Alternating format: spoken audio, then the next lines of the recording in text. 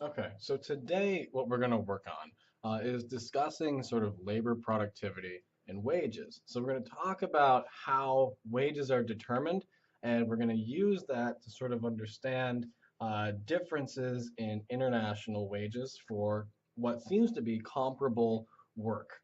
Okay, so uh, since we've all taken principles of microeconomics, I'm going to presume that you are familiar enough with the economist's basic toolkit of supply and demand, right, to know that the demand curve slopes down and to the right, and the demand curve represents sort of our willingness to give up dollars in order to acquire something. And the supply curve slopes up and to the right, which represents our willingness to give up things in order to acquire dollars. Okay, so demand is giving up dollars to acquire things. Supply is giving up things to acquire dollars. Right? Not the most. This is not the most technical of statements in the world, but it should suffice for 99% of basically everything will ever do in economics. Okay. So the idea, right, is to use this to sort of describe the market for labor. All right, so we're going to talk about the market for labor. Now, what we should note is that there's no such thing as a demand for jobs.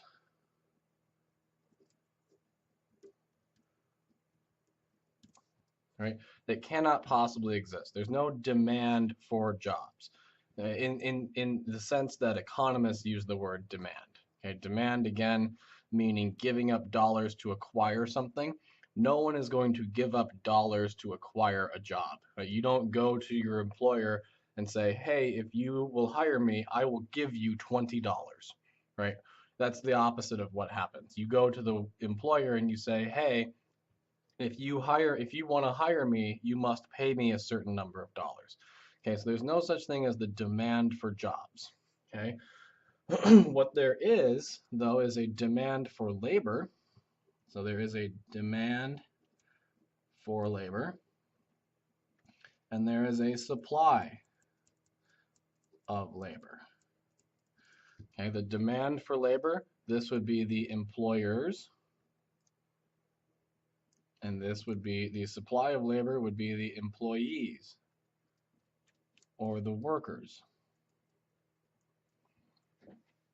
Okay, but again, there's no such thing as a demand for jobs. That's a nonsensical statement. If anyone ever says, the demand for jobs is high, you can basically ignore everything that they're about to say as being nonsensical. Okay, so so there you are. Okay, so when we think about this, we're trying to think about why an employer would want workers. So why, let's do this. Why do employers want to hire people, right? Why do employers want to hire people, or why do they want to hire workers, right? Well, because workers produce products, right? This is not, there's no tricks here, right? This is a very simple statement. Economics at its core is a very, it should be at least, a very intuitive subject, right? I understand that a lot of things become obfuscated, but at their core, anything an economist says should be basically like so boring and obvious that you wonder why the economist had to say it. Okay, so why do employers want to hire people? Well, because workers produce products, and the employers want to sell those, and the employers want to sell those products. Okay, so that's the whole reason, right? They don't, workers or employers do not enjoy hiring people. They'd rather not, right? They'd rather not hire people. But if they don't hire people, then they can't have any products to sell. Okay, so what we say is that the demand for labor is derived from the consumer's demand for product. Okay, so let's think about the market for oranges. Okay, because there is a demand for oranges,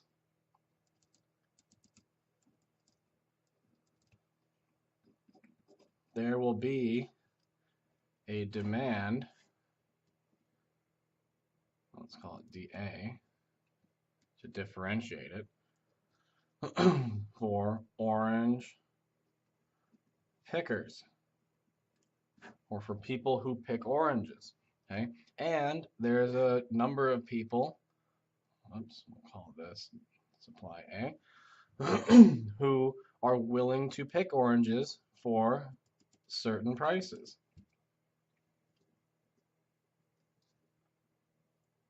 Okay, and what's more, this demand curve for labor helps determine, along with the supply curve of labor, the wage that workers get paid. Okay, so what's going on here, right, is the whole reason why there is a demand for orange pickers is because there is a demand for oranges. Okay, if there was no demand for oranges, there would be no demand for orange pickers, right? Which means that if the demand for oranges were to disappear or go to zero, then firms or companies or farms would not bother hiring anybody to pick oranges, which again it should be a fairly trivial statement, right? This should be a very obvious thing. If no one wants to buy oranges, so if the number of oranges being sold is zero, then no one will be hired to pick oranges. Okay. Now, this is going to get us into two very important concepts. The first one being the marginal physical product, which in our orange example is the number of oranges a worker can pick in a given amount of time, right? Usually per hour. Okay, so usually we do, the number of oranges or the number of widgets that a worker can produce in an hour. Okay, so that is the marginal physical product, which we will abbreviate from now on as MPP. Okay, because I don't want to write those words again. Okay, and the other concept that's going to be important for us is called the marginal value product. Okay, and this is the dollar value of the physical product, right? Or to express it as a simple equation, it is, well, let's say this, the marginal value product, we abbreviate it as MVP, and we can formally express it as the MVP is equal to the MPP times the price. Okay, so we take, to determine the marginal value product of something, or some person, we take their marginal physical product, the number in this case of oranges that they can pick per hour, and we multiply it by the price of oranges. Okay, and that will determine how many dollars per hour, right? So this becomes, dollars per hour of value, right, that this person can produce. Okay, so if oranges, let's say you can pick 30 oranges per hour, your MPP would be equal to 30. Okay, and then let's say that oranges each cost, so let's say the price is 50 cents and your MPP is equal to 30 oranges per orange. Okay, your MVP would be equal to 30 times 50 cents, which is equal to $15 per hour, right? So your marginal value product is $15 per hour because you are producing, if you can pick 30 oranges per hour, which sell for 50 cents each, you're producing $15 per hour of stuff, okay? So the difference between marginal physical product and marginal value product is something that we're going to be working through a bit more today. Now, which one of these do you think determines a wage, right? Do you think it's the marginal physical product that matters or the marginal value product? Okay, so the answer is that it's the marginal value product, okay? And we can think about this, sort of logically, right? How much does the, let's say, horse-drawn carriage industry uh, pay its workers, right? Well, most horse-drawn carriages are special ordered, right? So probably very high, right? But if we were to think about the everyday use of horse-drawn carriages, the demand for a horse-drawn carriage for like me, for my everyday driving needs, is essentially zero, right? So there's no demand for it. So even if someone's marginal physical product, if they were extremely productive at producing horse-drawn carriages, the price of those things is near zero. And so their marginal value product would be very low. And so no one is employed in mass producing horse-drawn carriages. Right now, this is not to say that horse-drawn carriages don't exist. Obviously, they do in big cities, especially around Valentine's Day, when you're supposed to, ride around in a horse-drawn carriage around the city with your significant other. But for everyday purposes, like where you would use a car, right? No one has a horse-drawn carriage, or very few people, I should say. Okay, so let's get into uh, some other things going on. Okay, so let's suppose that we have a situation like this. Okay, so we have oranges again, demand for oranges and a supply for oranges. We have the price, we have the quantity.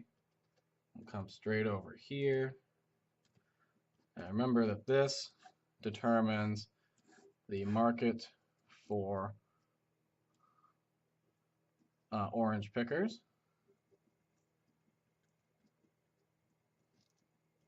W is the wage. Okay, so QA is the number of people employed in this industry, and they are paid WA. Okay, so let's do a very simple thing.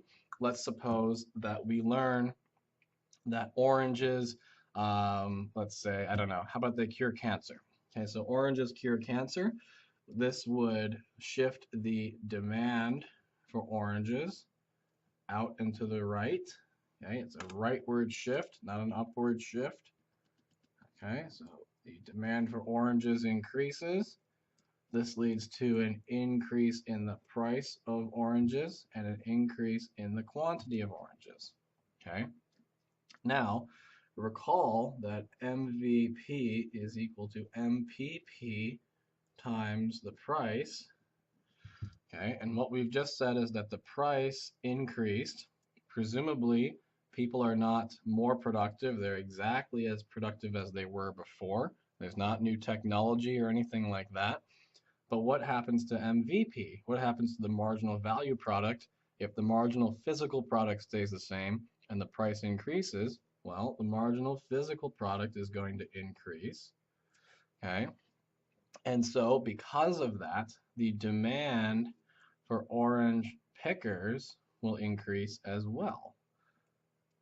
Okay, which will lead to more people being hired and the wages of orange pickers increasing.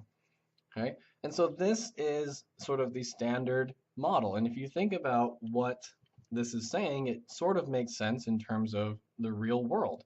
If demand for oranges increases, orange farmers are going to have to hire more workers, right? So we have more people picking oranges. And to induce those people to come work for them instead of wherever they were, they're going to have to raise wages. And so there you are. Like this model, this derived demand model,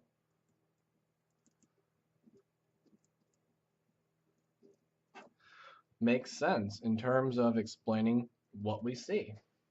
Okay, so let's do another example. What if the demand for oranges were to decrease? Okay, so here we can just go backwards, right? So if the demand for oranges decreased, we'd move from here to here, right? The price of oranges would decrease, which means the marginal value product would decrease, and we would represent that as a decrease in the demand for labor, right? And if the demand for labor decreases, wages will fall and fewer people will be employed, right? And so if the demand for oranges, excuse me, were to decrease, we would expect the demand for workers in the orange industry to decrease as well, okay? And that's a very straightforward and simple type of thing, okay? So this should not be, too difficult to imagine. It seems to make sense, okay? But now, what if we had a supply change? Okay, so now let's do this. We have oranges, okay? We have demand and supply for oranges, and we'll draw the demand and supply of orange pickers.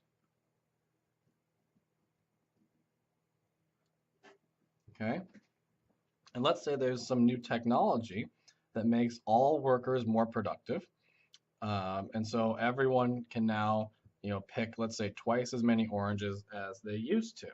Okay, so how would we illustrate this? Well, we don't shift the supply of orange pickers because that is like the number of people that are willing to work.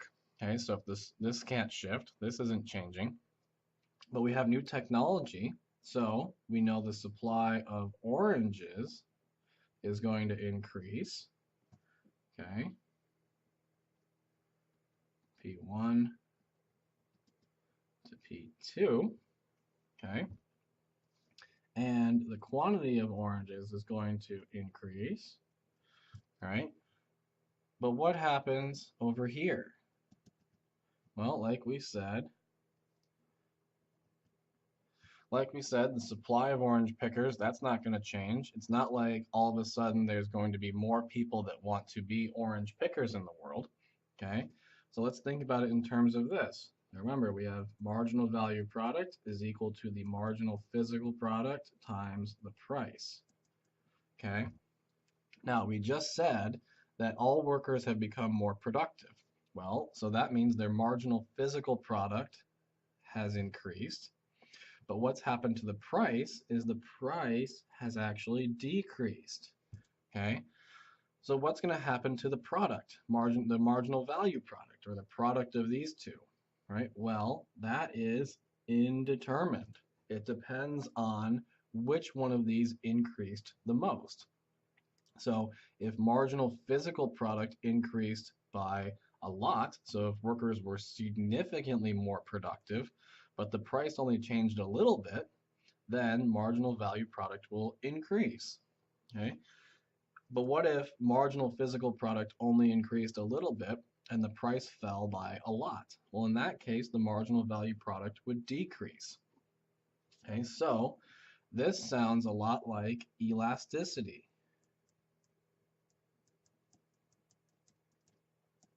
Okay, so remember, elasticity is the change, is the measure of the relative change in the quantity demanded to the change in price. Okay, so what elasticity is measuring is how responsive consumers are to a change in price. Okay, that's the easiest way to think of it. Okay, so if D1 is elastic, then Q changes a lot and price changes a little, right?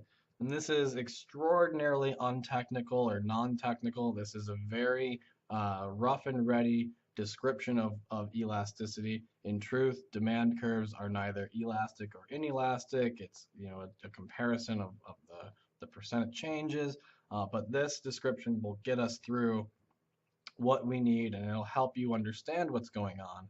So we're going to do the non-technical approach to this. So if the demand curve in the portion that we're talking about is elastic, then this means that the quantity changes a lot and the price changes a little relative to the change in quantity.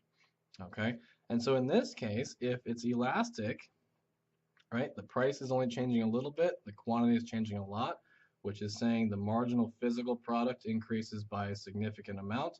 The price decreases only a little bit. So if elastic demand, then the marginal value product will increase. Right? Conversely, sorry, I got off the screen for you. I apologize. I'm still working on, how about I zoom out a little bit? There, we'll do that. Okay, so in this case, if D1 is inelastic, right, then the quantity changes a little bit and the price changes a lot, so marginal value product will decrease. Okay, so if there's a technological change, whether or not the demand for labor will increase, so let's do this. Demand for labor will increase if elastic, and it will decrease if inelastic. Okay, so whether or not a technological change leads to increased wages or decreased wages depends on the elasticity of demand for the product. Okay, so again, the demand curve for labor is derived from the demand curve for the product. Okay.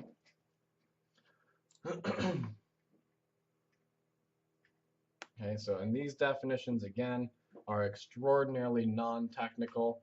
Okay, so what we need to think about are cases, this is just meant to give you a rough and ready description of it. It's non-technical. These definitions are technically not right, but they're good enough to get us through and provide us with a basic understanding. So let's do some examples real quick. So examples. We'll stick with oranges. Okay, so let's say that people's MPP was originally 30 and the price was 50 cents, which meant that their MVP was equal to $15. Okay, and let's say that now marginal physical product increases to 50. Okay, so we have a big increase in people's productivity, and let's say the price decreases to 45 cents. Right? Well, what happens is your marginal physical product will increase to $22.50. I just multiply these two and I get this number. Okay, so here labor demand increases. Okay, let's think about another case. So we'll do the same starting point is 30. The price is equal to 50 cents, and your marginal value product is again $15. Let's say same thing, your marginal physical product increases to 50, but this time we have so this was an elastic demand.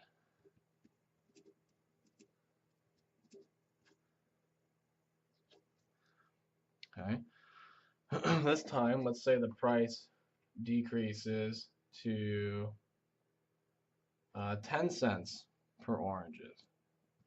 Right? Well, now your marginal value product has decreased to $5, And so in this case, the labor demand decreases. So here we have inelastic demand. Okay.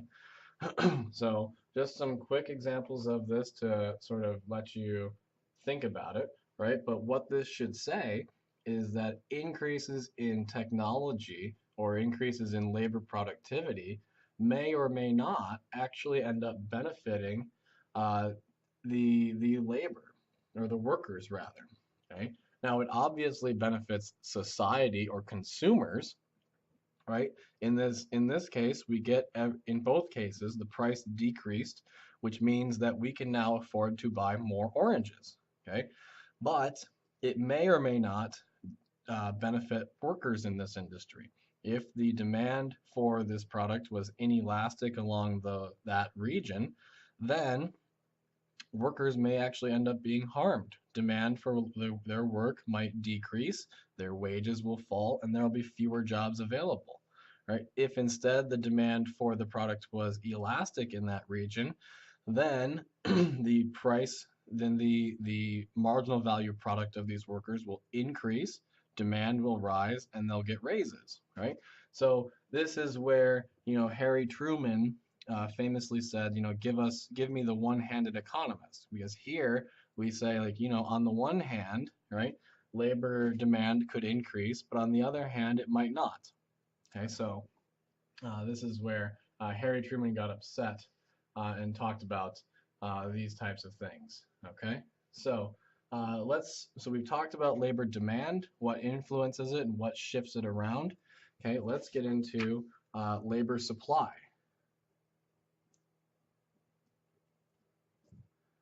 Okay, so labor supply is, just like all other supply curves, it slopes up, okay, which just says that as you pay people more money, they're more willing to work, more hours for you, okay? And this is known as the substitution effect.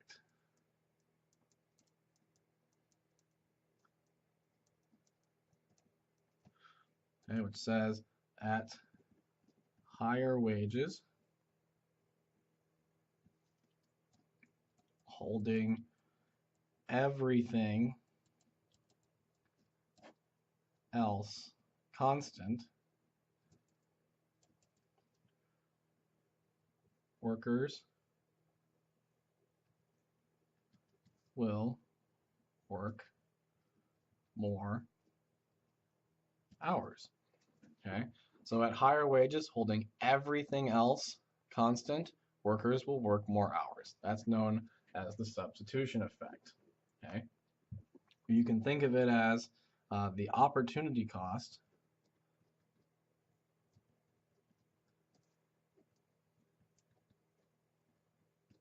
of leisure has increased. Right? Which says that by consuming your time as leisure, you give up more money. Okay, so if your wage goes up, leisure is now more costly. Not working costs you more dollars, or not working for an hour, let's say, costs you more dollars than it did before. And since the cost has gone up, you will do less of it, which means you do less leisure, which is the same thing as saying you work more hours. Okay. So you can think of it either way, right? At higher wages, holding everything else constant, workers will work more hours. Alternatively, or in the same sentence in a different way, the opportunity cost of leisure or not working has increased. Okay, so that would be the substitution effect. Now there's a second effect which we call the income effect. Okay, and the income effect says that the higher your income, right, which is equal to your wages times the hours worked. So the higher your income, the more leisure you can afford to consume. Okay. So here it says that the higher your income, the less time you have to work to pay your bills or to accomplish the same quality of life. Okay. And so the interesting thing is we have two offsetting effects. The substitution effect says that at higher wages, right, holding everything else constant, which includes holding your income constant, which is a very strange thing to think about, workers will choose to work more hours. But the income effect says that if your income rises, then you can afford to take more time off or work less, right? So the income effect, as your income rises, okay, you will work fewer hours. But the substitution effect says that as your wage increases, you'll work more hours. Okay, so what we end up actually having in labor economics, which if you take a labor economics course, they'll show you that the labor supply curve actually does something like this. It bends backwards. Okay, so at this inflection point, here the substitution effect dominates, and up here the income dominates.